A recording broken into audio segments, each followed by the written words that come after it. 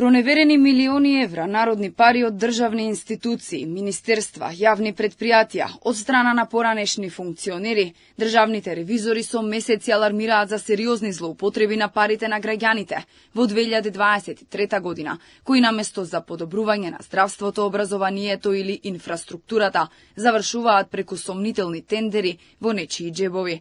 И покрај алармантните извештаи на ревизорите, обвинителството молчи.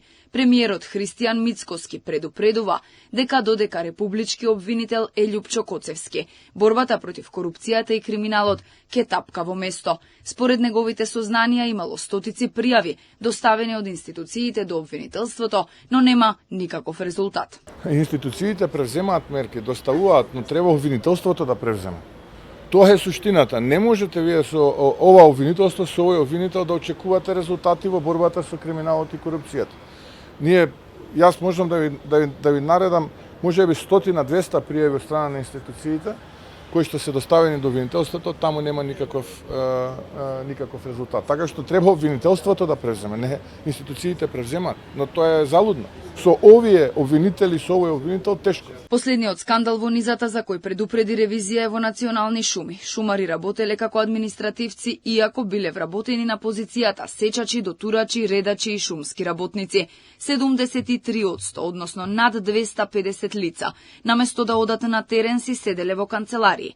Извештајот покажа дека национални шуми е во незавидна финансиска положба.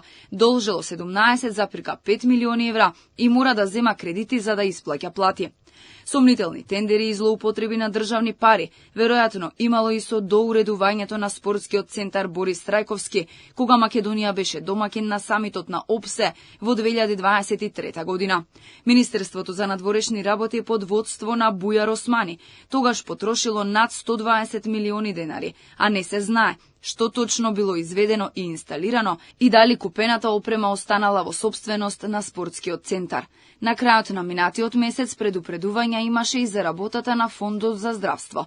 Државниот завод за ревизија констатираше низа системски слабости во минатото, пропусти и непродуктивно трошење на парите на граѓаните.